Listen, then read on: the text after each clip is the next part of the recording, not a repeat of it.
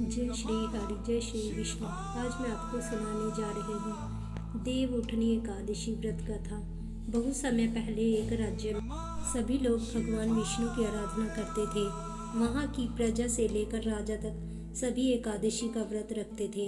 यहाँ तक कि उस दिन राज्य में किसी को अन्न और भोजन नहीं मिलता था। प्रजा तथा नौकर चाकरों से लेकर पशुओं तक को एकादशी के दिन भोजन नहीं दिया जाता था। एक दिन किसी दूसरे राज्य का एक व्यक्ति राजा के पास आकर बोला, महाराज कृपा करके मुझे नौकरी पर रख ले। तब राजा ने उसके सामने एक शर्त रखी कि ठीक है, रख लेते हैं, किंतु रोज तो तुम्हें खाने को सब कुछ मिलेगा, पर एकादशी को खाना नहीं मिलेगा। उस व्यक्ति ने उस समय हाँ कर दी, पर एकादशी के दिन जब उसने फलाहार का सामान दिया गया तो वह राजा के सामने जाकर गिड़गिड़ाने लगा, महाराज इससे मेरा पेट नहीं भरेगा, मैं भूखा ही मर जाऊंगा, मुझे खाने को अन्न दो। राजा ने उसे शर्त याद दिलाई, पर वह अन्न छोड़ने को तैयार नहीं हुआ। तब राजा ने उसे आटा, दाल, चावल आदि दिए। वह नित्य की तरह नदी पर पहुंचा और स्नान कर भोजन पकाने लगा। जब भोजन बन गया तो वहां भगवान को बुलाने लगा, आओ भगवान, भोजन तैयार है।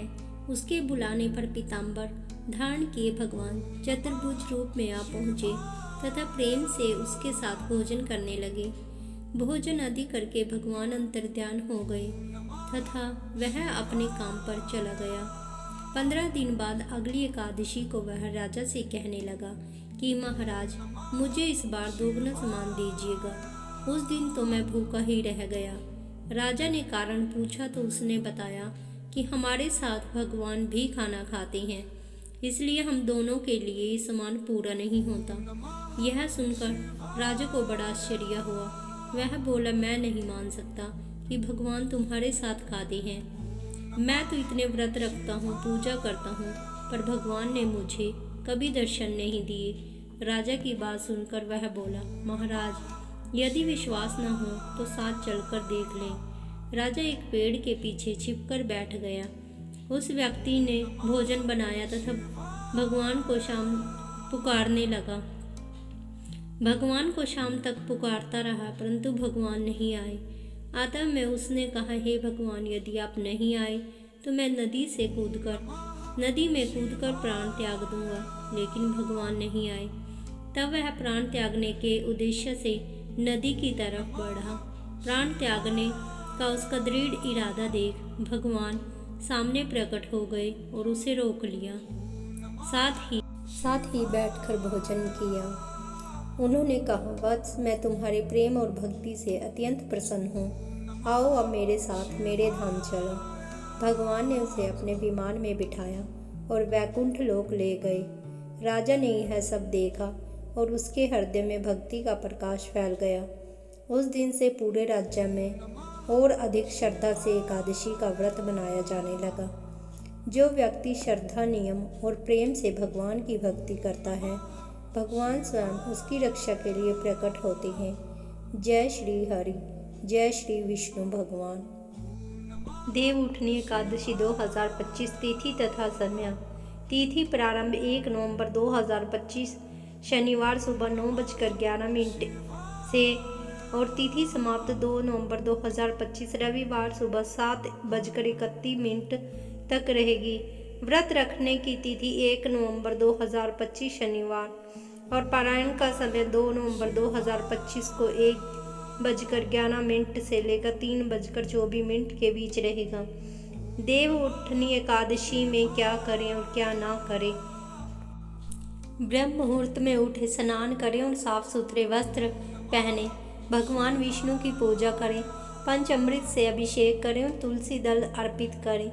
तुलसी की पूजा करें, तुलसी के पौधे की सफाई करें, दीपक जलाएं, सिंदूर, चूड़ी, बिंदी आदि अर्पित करें। व्रत का पालन करें, विधि पूर्वक व्रत रखें और केवल भूख लगने पर ही भोजन करें। भोग लगाएं, भगवान विष्णु को फल, मिठाई और तुलसी दल सहित भोग लगाएं। दान पुण्य करें, जरूरतमंद को अन्न, धन, वस्त्र आदि दान करें। कीर्तन भजन करें, दिन और रात में भगवान विष्णु का भजन कीर्तन करें। व्रत संकल्प। भगवान विष्णु के सामने दीपक जलाकर व्रत का संकल्प लें। मैं भगवान श्री हरि विष्णु को प्रसन्न करने के लिए देव उठनी एकादशी का व्रत रखती हूँ। कृपया मेरी मनोकामना पूर्ण करें। भगवान विष्णु की पूजा करें। विष्णु जी की प्रतिमा या चित्र को पीले वस्त्र से सजाएं। पंचामृत स्नान कराएं। दूध, दही, घी, शहद, शक्कर लें। फूल, तुलसी दल, चंदन, कपूर, धूप, दीप, नैवेद्य अर्पित करें। मंत्र जाप करें। ओम नमो भगवते वासुदेवाय। ओम विष्णवे नमः। देव उठनी एकादशी का महत्व। भगवान विष्णु के जागरण का पवित्र दिन, चतुर्मास का समापन और शुभ कार्यों का पूर्ण शुरुआत। तुलसी विवाह के कारण इसे वैवाहिक सुख और सौभाग्य का प्रतीक माना गया है। इस दिन व्रत व पूजा करने से सौभाग्य, धन, समृद्धि और मोक्ष की प्राप्ति होती है। यह व्रत हजारों यज्ञों के बराबर फलदायी माना जाता है। विशेष मंत्र। ओम नमो भगवते वासुदेवाय। ओम नारायण नमः। ओम श्रीधराय नमः। कहते हैं भगवान विष्णु 4 मास तक क्षीर सागर में योग निद्रा में रहते हैं, जिसे चतुर्मास कहते हैं। देव उठनी एकादशी के दिन जब वे जागृत होते हैं, इसी दिन से देवताओं के कार्य पुनः आरंभ होते हैं और विवाह और मांगलिक कार्य करने की अनुमति मिलती है। इस दिन भगवान विष्णु ने बलि राजा को वचन दिया था कि जब तक वे सोए रहेंगे तब तक बलि पाताल लोक के स्वामी रहेंगे और जब वे जागेंगे तो सब कार्य पुनः आरंभ होंगे। इसी कारण इसे प्रबोधनी एकादशी भी कहा जाता है, अर्थात जागरण कराने वाली एकादशी। कैसी लगी आपको यह मेरी वीडियो? अगर अच्छी लगी हो तो प्लीज़ मेरे चैनल को लाइक, सब्सक्राइब और कमेंट करना ना भूलें। ओम नमः शिवाय। ओम नमो पार्वती पते शिव हर हर महादेव शंभो।